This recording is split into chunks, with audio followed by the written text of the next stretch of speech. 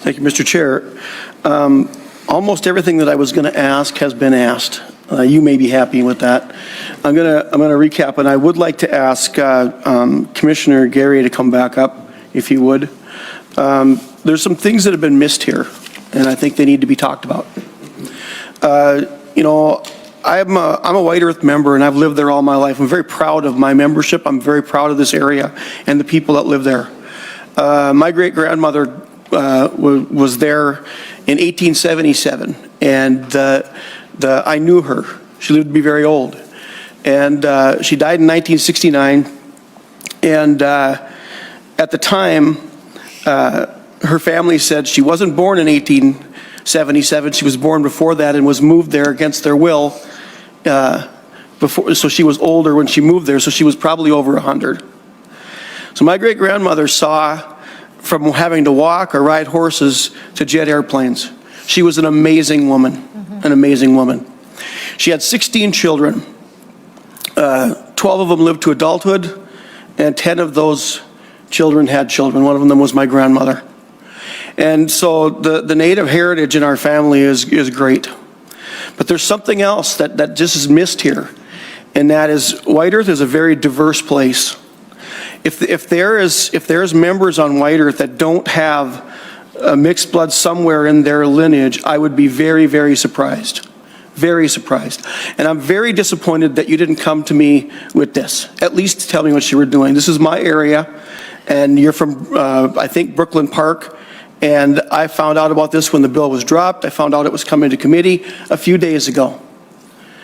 And so I sent out word to my district about this, and I'm against public lands, and I think that I've talked to the chair about this. It's not a secret to him on this, and but the way this was put together and brought up, nobody back home was aware of it. And from the few days that I had to get the message out to people, there was a couple of meetings where over 350 people attended. I've been contacted by well over 300 people that are against this, members and non-members. One of them, part of it is because they're in the dark. I've gotten 3 emails, 3 that were in favor of it. And that's the truth. But the other issues with this are more than just what we've talked about here today, and I'm not going to beat that dead horse. But our communities suffer a great deal. And both member and non-member, we are one of the poorest counties in the state. We have the fewest population and the highest taxes. And the reason I asked the commissioner back up here is because we've been dealing on some stuff with the hospital. And Mahnomen Hospital is hanging on by a shoestring. They are the only urgent care within miles. If we don't go to Mahnomen, people are going to die, all right? We have, the last check, 5 overdoses a week coming into Mahnomen Hospital. That's serious stuff. And that hospital is kept open by the property taxes, partial that come from here. And Clearwater County is not much better, very poor. Becker County does better, but they struggle as well. And the services that they put forth go forth to tribal members and non-tribal members without discretion. Without discretion. I have worked for many years trying to build alliances between the people that I know on both sides of the aisle. And when I see this come forward and I see what we have going on here, it's just division.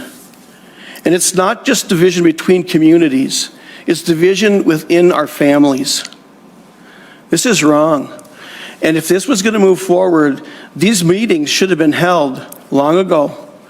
They should have been brought forth. The people of the district should have known it and had a chance to speak. So, Commissioner, can you give me any statistics on the hospital as far as where they're sitting? Are they in the red or in the black? How much do they gain or lose a year? Commissioner. Thank you, Chair.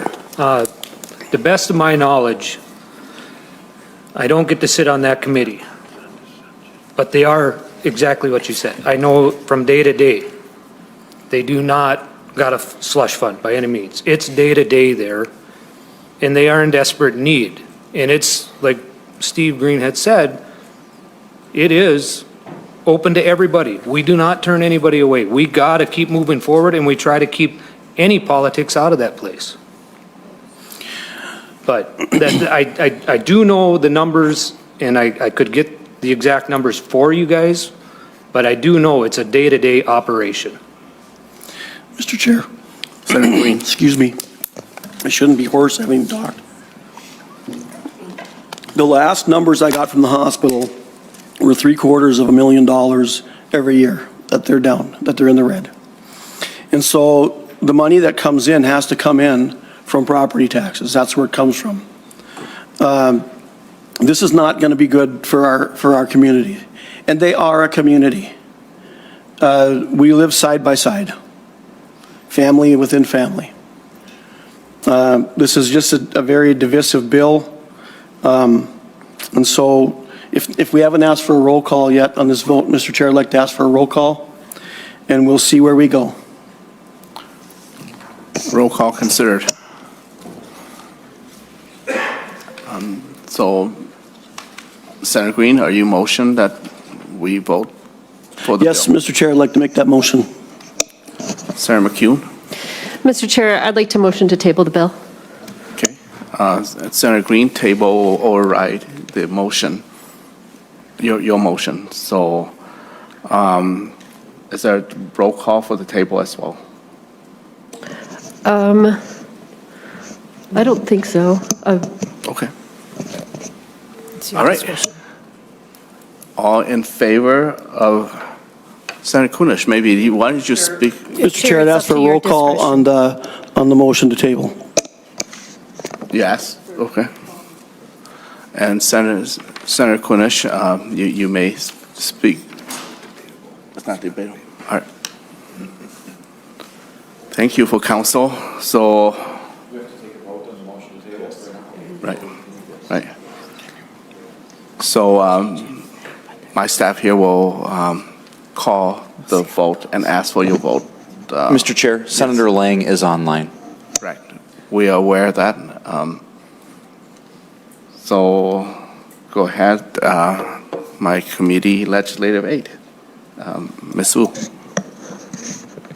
Chair Her, Yes. Senator McEwen, Yes. Senator Eichhorn, No.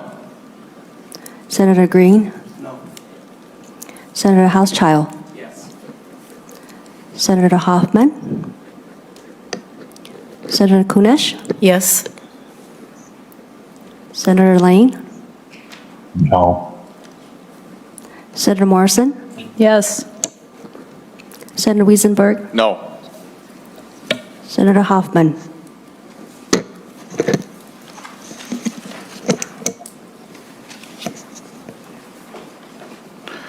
Okay, there are 5 yes and 4 nay. Motion to table the bill, the Senate file 3480 prevail. So thank you very much, Senator Kunish. Thank you for hearing the bill. Thank you. Make a